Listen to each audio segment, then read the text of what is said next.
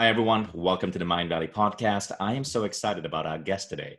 I'm beaming right now. So I'm sure you've heard of her.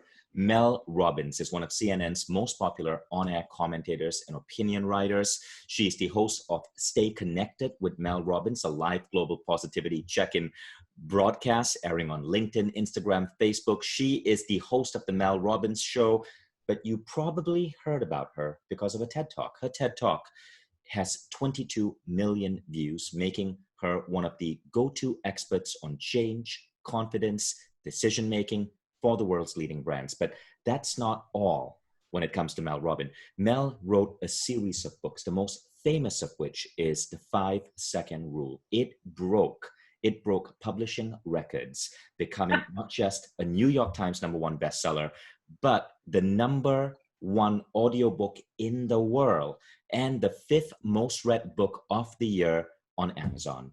So Mel, welcome to Mindvalley. And there's so much more I can say about you, but among my audience, people know of you, and I know they're all going to be equally excited.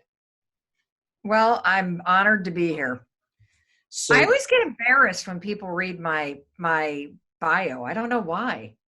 Well, you've got a remarkable. I never set out to do any of that stuff, and it's like this thing and this thing and this thing and this thing, and I don't know. I don't feel like any of those things. I feel like I'm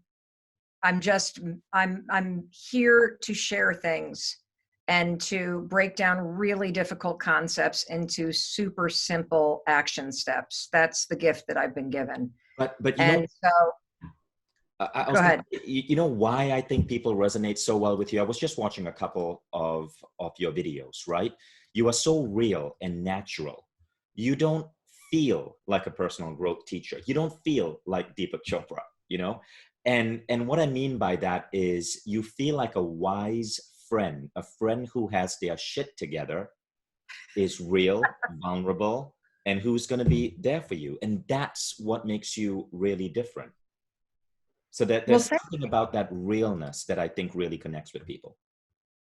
Thank you. It's definitely a journey. I am riding the wave of this unprecedented moment, just like everybody else. And in fact, interestingly, just on Sunday, I had the first anxiety attack that I have experienced in 6 years.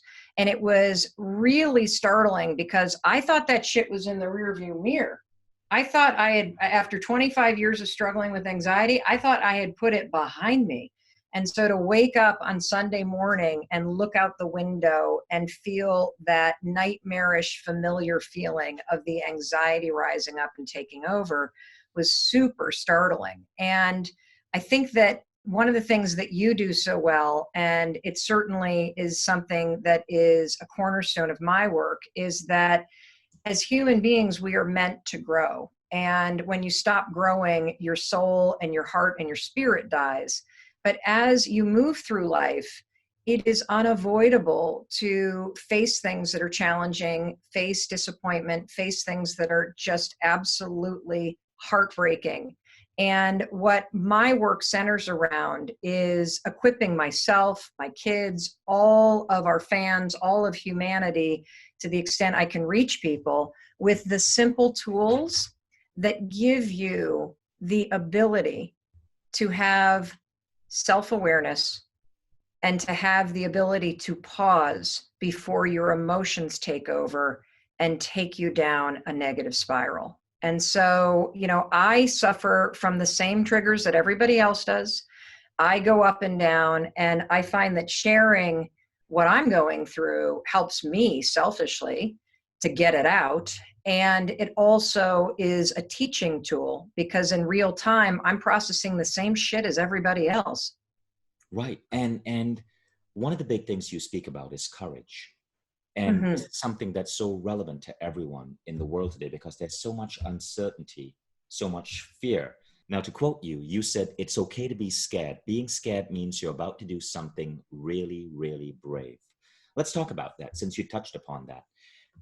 Every time I get on Zoom calls right now with my audience and I ask them, how are people feeling? One of the biggest things is this sense of anxiety and fear because people don't know what's going to happen. Today, for example, oil prices hit negative, right? And How is that even possible? What does that mean? Does that mean I can go down to the gas station and sell the gas in my car to somebody? Is that what that so, means? I don't so even know what that means. you know what happened? One of my engineers explained it to me that the price of oil has dropped so much that now if you have a barrel of oil, basically there's so many unused barrels of oil, the cost, you have to pay to store them. They've run out of storage facility. Oh, that makes a lot of sense. Right. So Thank you for explaining that, because I see that in the headlines. And I'm like, what the hell does that even mean? I'm smart about some things, not that kind of stuff. but again, this creates a level of uncertainty in the world because so many developing countries have their economies relying on oil, right? From Russia to the Middle East. And what happens if those economies collapse? What happens if the people, the strong arm leaders, whether you like them or not, like Putin, who are holding these countries stable, what happens if they suddenly are swept away by a revolution? What's going to happen to the world? And that's where that fear and anxiety comes from. We simply, there just seems to be so much change happening all at once. So my question for you, and I know I'm asking this on behalf of everyone else listening, is what do we do when we're in the face of so much uncertainty? Well, when you are in the face of so much uncertainty, which we all are right now, what you have to do is you have to win the battle that you can win, which is the battle with your own mind. You see, you can't control what governments are going to do. You can't control the price of oil. You can't control what COVID-19 is going to do. You can't control what's going to happen a month from now, 2 months from now. You can only control what you're doing right here, right now. And so if you have the propensity to get triggered by the unknown, which most human beings do, you have to fight to focus on the stuff you do know. So right now in this moment, you know what I know? I know that if you're watching this conversation, you're safe. I know that you have access to the internet. I know that you're still alive. And so safety and health is the number one thing that if you have that covered, you can focus on this moment and bringing your mind back to this moment and saying, I may not know what's going to happen. I may not like how people are handling it, but I do know that I am safe right now and that I will be able to face whatever is coming. When you start to get into the pattern and the habit of spinning thoughts about what's coming, you will lose the battle with your mind. Your health will tank, your mood will tank, your relationships will tank, your outlook will tank. It all begins with making a decision that you are not going to allow that shit in your mind. That is the one thing that you can control. And what's happening for so many people right now is that our moods and our decisions and our thought patterns actually begin in our bodies. So our nervous systems are hardwired to trigger certain thinking patterns. And it dates back to patterns that you learned when you were a kid. So if uncertainty for you as a kid meant, uh-oh, is dad coming home and drunk? And do I need to be on edge? And I get hyper vigilant so that I don't get in the crosshairs? Or maybe uncertainty was, uh-oh, mom seems a little critical. Is she disappointed? Is she upset? Am I going to get in trouble? And so you developed this propensity to start to worry about what's coming. The second, as an adult, you get into a situation where you start to feel like you don't know what's coming, before your mind even realizes it, your nervous system recognizes it because your mind may have forgotten the pattern, but your body sure remembers it. And boom, this kind of habitual worrying can take over like that. So you're not only dealing with the triggers that are in the present moment, you're dealing with past patterns of thinking, whether it's worry or anxiety, or it's perfectionism or procrastination or hypervigilance or assuming something bad is going to happen, whatever it may be, that is getting triggered for people at a profound level. And so what I want to do today with you is I want to give you some simple tools so that you can create some psychological distance, just a micro moment between the thing that triggers you. Let's create a little moment, a pause, if you will, where you can have self-awareness and where you can insert a moment of control and then hand you the tools to redirect your mind to something positive. Because here's what I know. this isn't going to last forever. I know that oil prices may momentarily tank, but when we flatten the curve, we will go back to life and people will need oil. I know that there's going to be a lot of people that really suffer because they lose their jobs or they lose their homes or they are struggling to find the basic supplies. One good thing about what's happening right now is this is not happening just to you.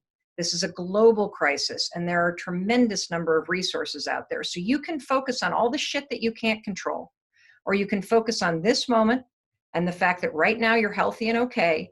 And then you can develop a mantra from this moment to remind yourself to calm your ass down and focus on the fact that if something bad happens, you will face it then.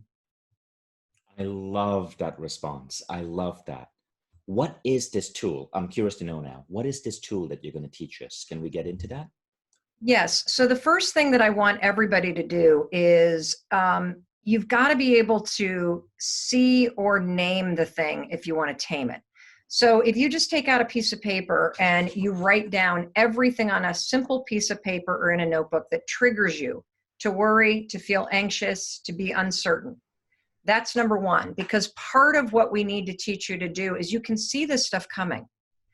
If you don't label all the things that trigger you, then what's going to happen is your nervous system gets triggered, which then takes you into a worry and an anxiety, a fight or flight adrenaline response that hijacks your mind.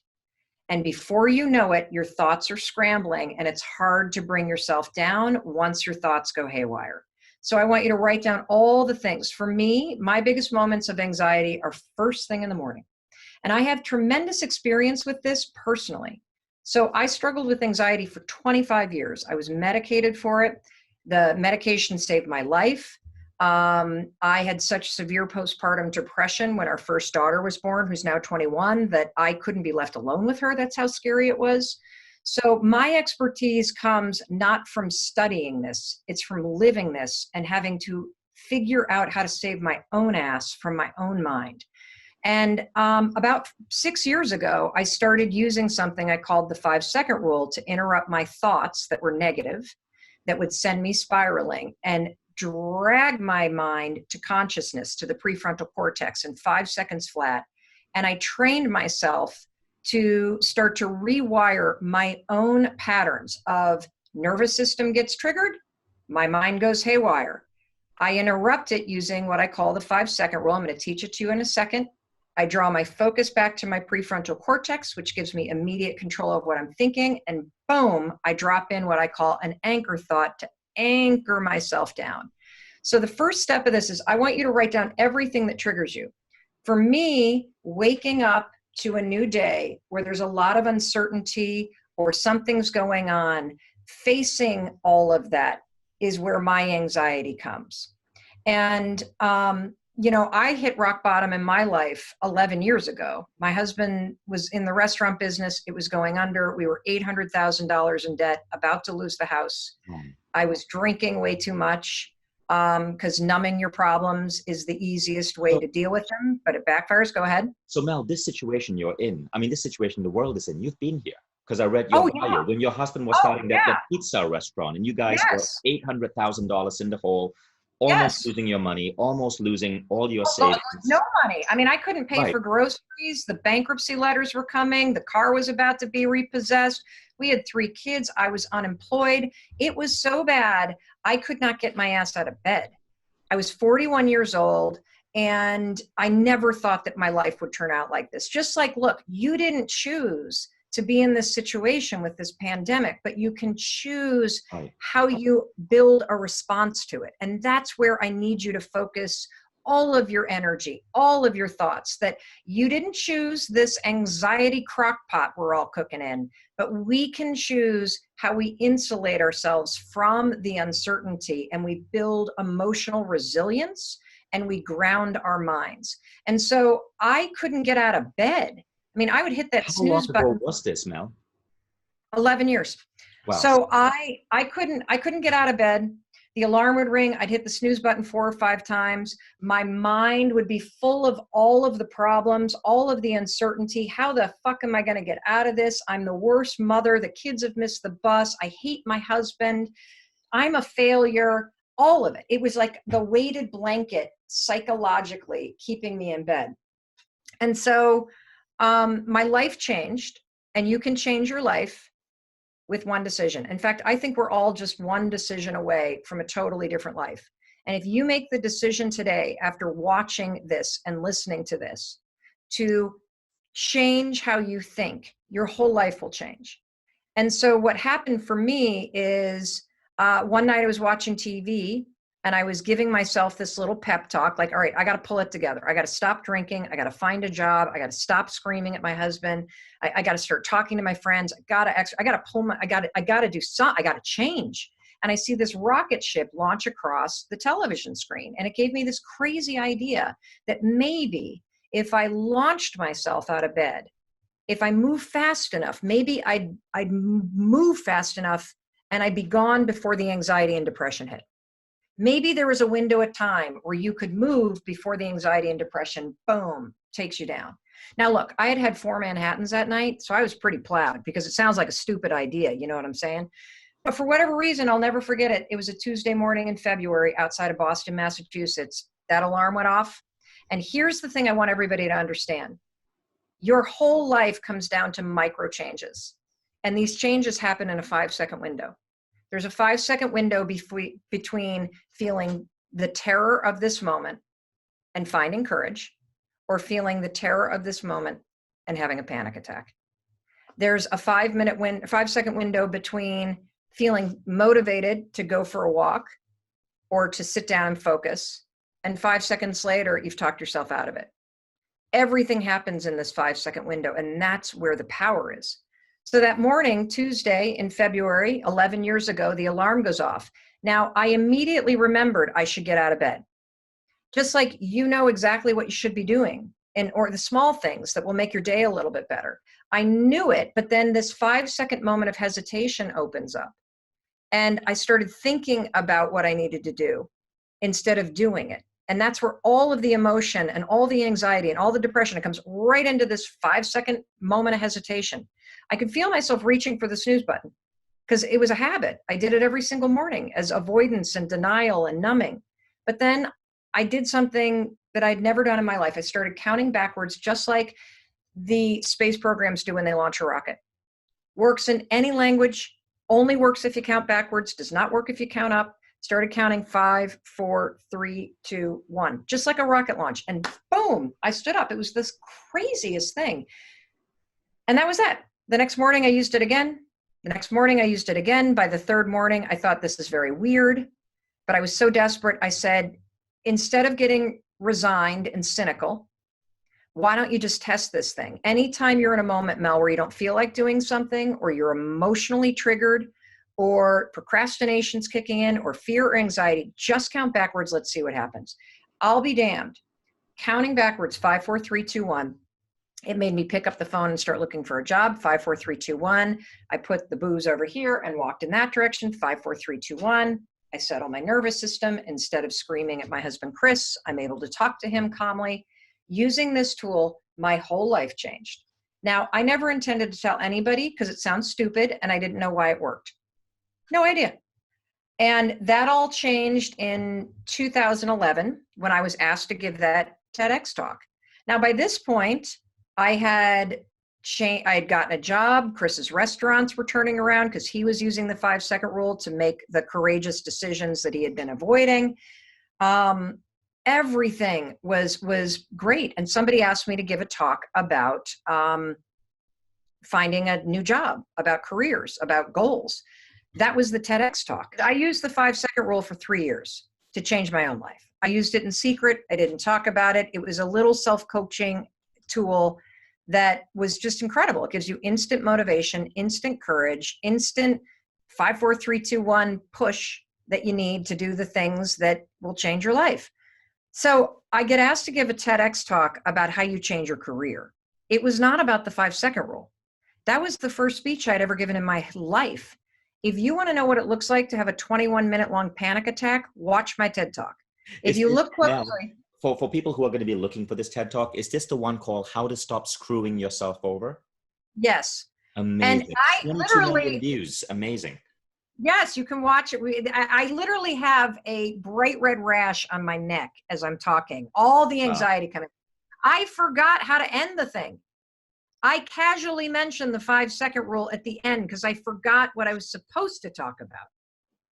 A year goes by, nothing changes in my life, and all of a sudden somebody reaches out on Facebook and asked me to speak, and they said that they had seen the speech in San Francisco. I'm like, what are you talking about? They're like, it's on Facebook. I'm like, it's on Facebook.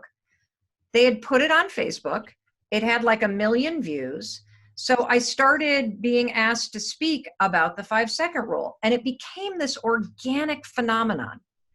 And I spoke for free about it for a couple years, and then I realized everybody at these events but me was getting paid, and I'm a moron. And about 4 years ago, or 5 years ago now, I started speaking professionally, and I became the most booked female speaker in the world. What? And Congratulations. That is thank you. amazing. Thank you. 111 speeches in 2018, and then we focused on launching a talk show. But so the thing about the 5-second rule is it's not mine, it's for the world. And what I'm really excited and why I'm excited to come back to teaching it to you and how you use it with identifying triggers and with anchor thoughts is it's way more than a motivational tool. It is a weapon that you can use against programming in your mind that you want to upgrade. And here's how you're going to use it. Because it's being used by healthcare practitioners in psychiatric practices. It's being used in inpatient settings in psychiatric hospitals. It is being used by pediatricians to help kids with anxiety. It's being used by veterans organizations to help people with PTSD.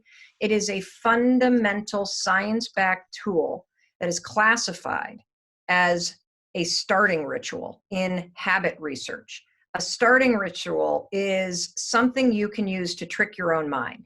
See, all of the negative shit that you do, whether it's procrastinating or worrying or anxiety, it's all stored right here in this part of your brain. This part of your brain automates all your behavior. Any negative pattern that you feel like you don't want anymore in your life, we can interrupt that pattern and we can replace it with a new pattern. But first you got to learn to interrupt the pattern. And so what happens when you use the 5-second rule is counting backwards does something really powerful. When you go 5, 4, 3, 2, 1, it requires focus when you first start using it, which is this puppy right here, the prefrontal cortex. When you count backwards, 5, 4, 3, 2, 1, the counting draws your focus to your prefrontal cortex and awakens it.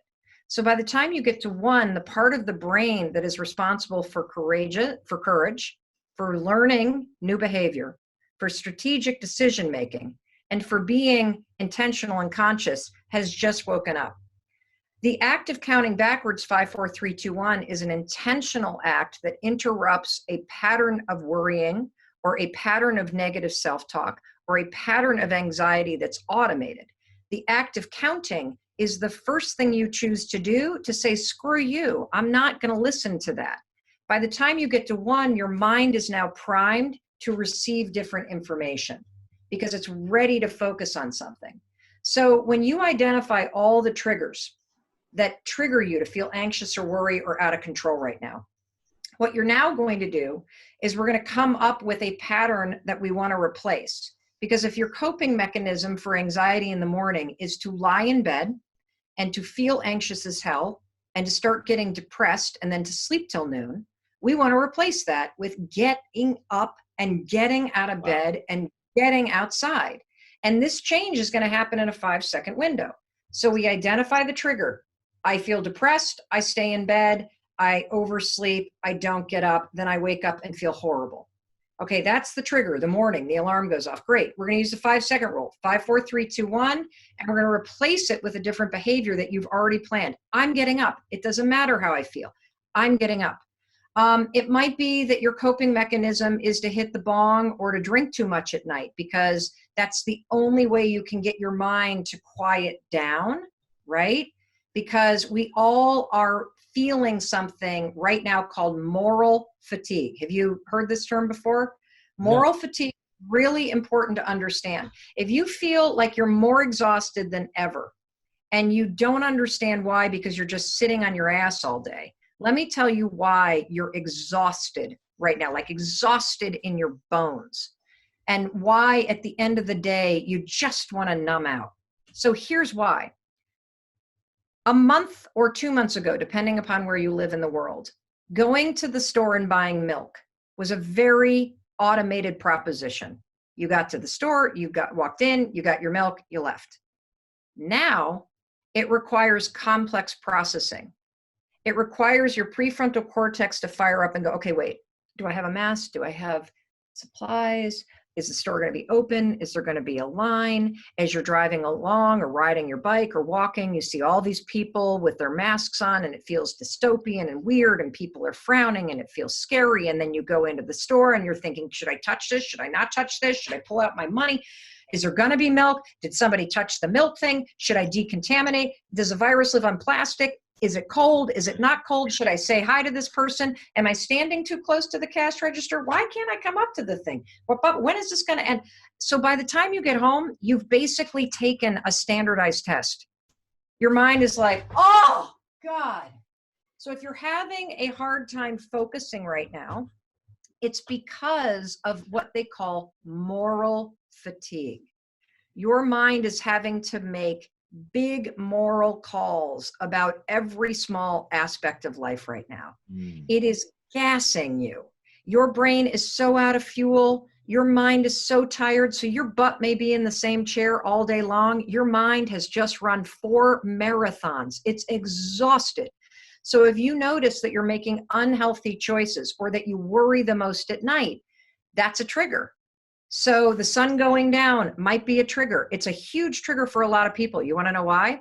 The reason why the sun going down is a huge trigger for a lot of people is that's when they're typically, if you grew up in a house with a lot of conflict, the fighting happened at night. So parents coming home from work puts you in a state, whether you realize it or not, of feeling on edge, that something's coming. And so it can be very hard for people that grew up in households with a lot of trauma and conflict to relax at night, which is why it's easy to reach for the booze or the weed or the whatever to zone out. And so instead, you could go to Mindvalley and do one of the yoga classes. You could make it a practice that you're going to watch a whole series of documentaries instead, that you're going to have a choice in place because you know the trigger's coming. Now, when it comes to worry, what you need to do is, again, this comes to one of the things that I've been doing is when I notice that my mind starts to go too far in the future, because lately this is what I've been worried about. And this is a very, this is a luxurious worry. But the thing that I've been thinking a lot about is, oh my God, what happens if our 21-year-old and our 19-year-old can't go back to college this fall? That is going to be a nightmare for me because they're going to be here in the house and I'm going to be, but I think about also, when am I going to get back on the speaking circuit? When am I going to be able to be out with people at events? When are we going to be able to get back to things? When I start to go there and I start to feel a level of spinning, I catch myself because it's not going to serve me to worry. That's what everybody needs to understand. Your worrying is not helping you. It's hurting you. And so when I notice my own mind start to go to that place, I use the 5-second rule, 5, 4, 3, 2, 1. It's like going, giving your brain a little slap. I awaken this. And then at my desk, I'm not sitting at my desk because we went to my mother-in-law's place in Vermont, but I have a photo of Lake Michigan. I grew up in Muskegon, Michigan, and the state park there is on Lake Michigan, one of the Great Lakes here in the United States. And it's a beautiful freshwater lake with sand dunes and seagrass, just beautiful. And so I have a photo of it. And the reason why I have a photo of it is because it is a visual anchor that reminds me that better days are coming. It's a visual anchor that reminds me that when all of this is over and we flatten the curve together and I emerge back into public life, the first place I'm going to go is to see my folks. And I'm going to walk out onto that beach. And so everybody should think about what is the one thing you want to do when this is over that you can't do right now? You know, I want to travel. I want to get on stage again. I want to speak again. I've had so many, Okay. just like you. I was supposed to speak at South by Southwest, and so many amazing events. All of that got dashed. So pick one. I want everybody to pick one. So you pick. Mm-hmm. Okay, so South by Southwest. So what I want you to do is I want you to find an image of a particular stage, because I know there's millions of them there, that you really see yourself, or the sea of people, or the big thing.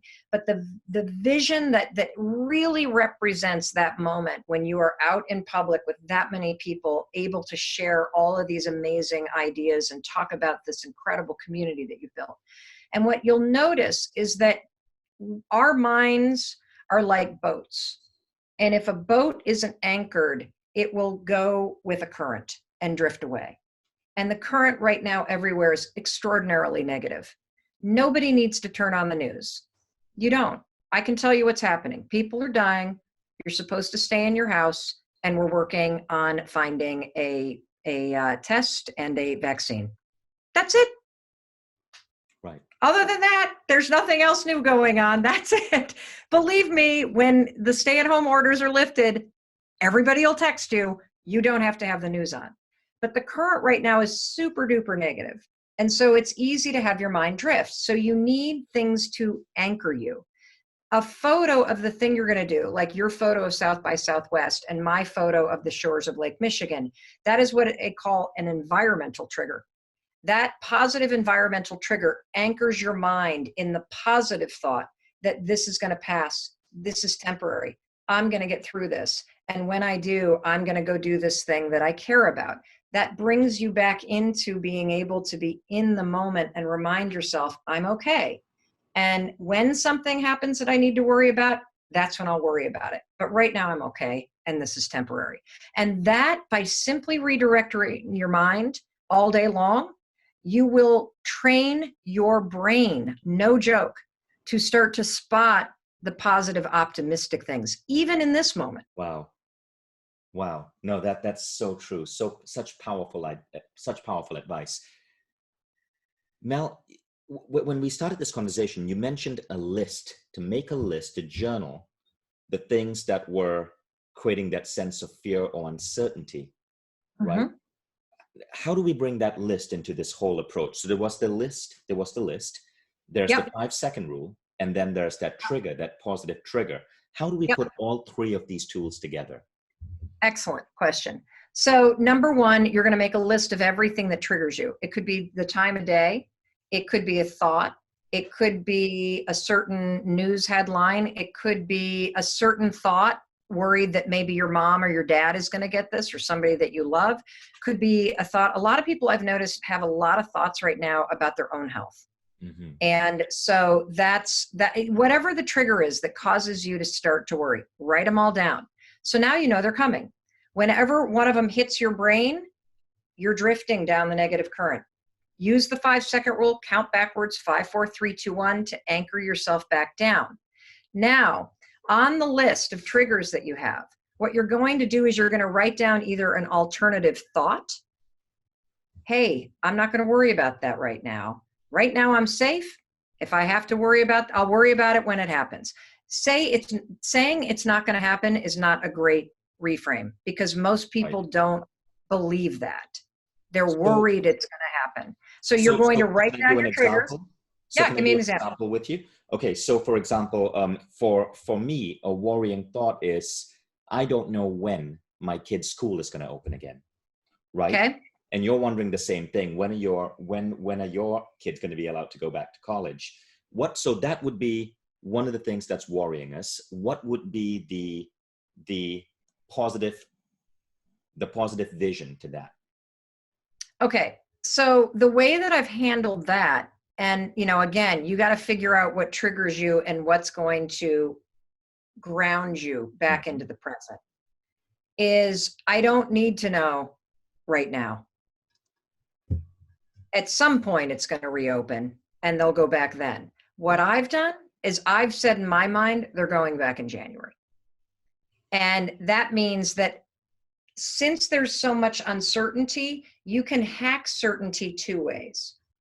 One is creating a daily routine that gives you certainty right now, because you can count on your routine being predictable, and predictability gives you emotional safety. Two, you can create your own milestones based on what you know from the World Health Organization and based on your own critical thinking. Me personally, I don't think there's any coming out of this where I live until mid-July, maybe. And I don't think there's any way, given that my daughters go to big universities, that they will be ready this fall. So my mind goes, I'm not even thinking about it because I think it's January 1. Right. And if it happens sooner, fantastic. Now, what I say to my kids is this. I say, look, your whole life changed dramatically in the last 6 weeks. And school doesn't reopen for another 3 or 4 months. The smartest people on the planet are working on this problem. And so if your life can change for the negative in 6 weeks, it could also change in the positive in the next 6 weeks. We just don't know. But just feel good knowing the smartest people in the world are all working on the same problem. And that's a really good thing. Yeah, that's really true. And that gives me so much hope. Just before you, I was speaking to Stephen Kotler, the famous writer and futurist, and he said never before in the history of science and humanity have we had this many of the world's talent working together to solve one singular problem. Yeah, it's really cool. Okay, now, so we have the list. Yep. We have that future vision, whether it's speaking on a particular stage or our kids going back to school. How do we apply the 5-second rule? So when you feel yourself getting triggered, so think about when you get triggered, you typically feel it in your body first. Is it the pit in your stomach? Is it the heart racing? Is it the hair on end? What is it? Start to identify that, the thoughts that swirl. The second you feel that coming on, we're interrupting that response. 5, 4, 3, 2, 1. And then drop in whatever thought you're replacing the worry with. My kids are going to go back in January. I don't need to worry about this. Right. I like that. It's so simple, yet so effective. Well, the reason why is because you're planning this ahead of time. You see what triggers you coming, and then you have a plan to replace it before it escalates and hijacks your ability to think. Because the more stressed out you get from worrying, cortisol floods your mind, makes it really, really difficult to engage your prefrontal cortex, makes it very difficult to focus on anything else. So we want to see it coming, use the 5-second rule to interrupt the automated nature of it and engage your prefrontal cortex before cortisol takes over. And because you have a go-to thought, you'll be able to switch it up immediately. Having the go-to thought is critical. Look, I heard from a COVID-19 ICU nurse who's using this same exact method all day long to keep herself from succumbing to terror and emotional overwhelm. And what triggers her, they have to wear like double and triple layers right now in the IC COVID units. And so it's super hot and really suffocating because you're so bundled up.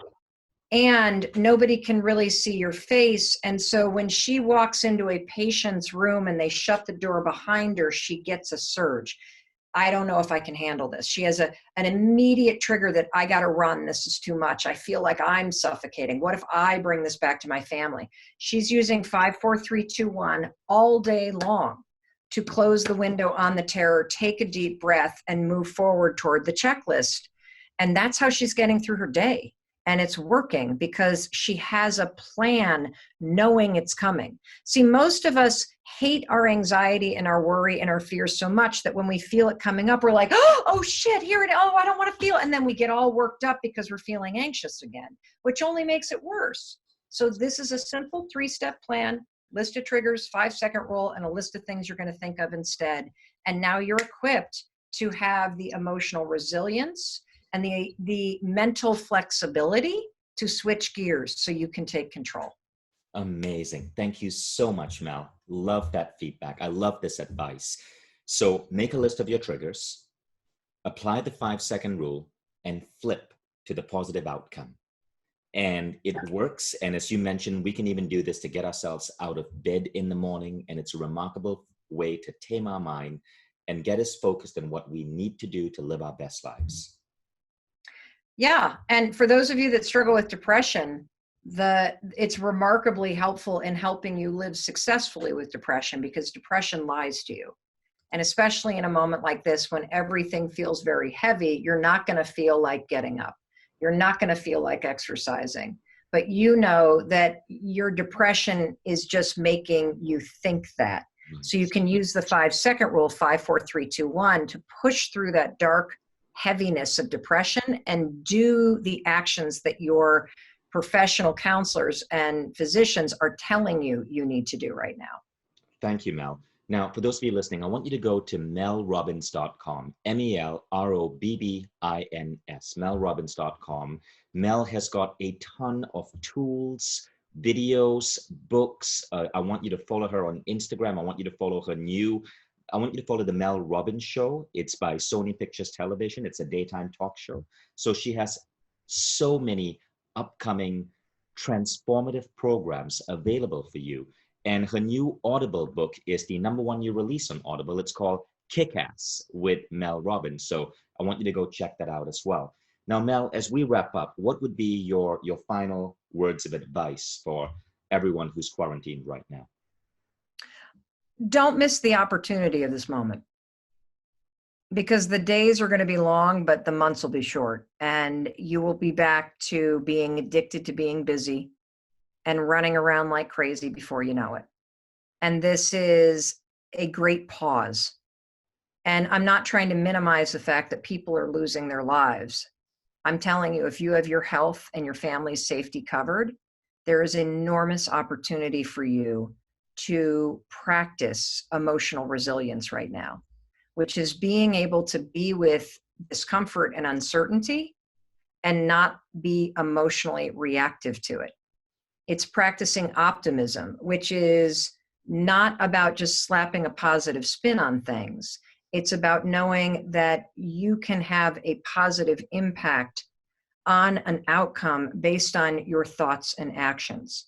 This is a chance to truly go in and work on yourself and work on your emotional skill building and to deepen your connections with the people that you love and with yourself.